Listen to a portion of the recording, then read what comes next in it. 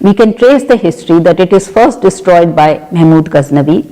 It is built, destroyed by Aibak, Iltutmish, and we come to the reign of Sikandar Lodhi.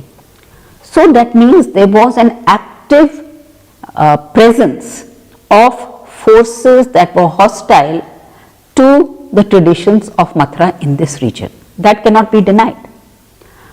But what is very surprising is that we can document the determination of religious leaders from various parts of India to reclaim this sacred site and this sacred place. Now,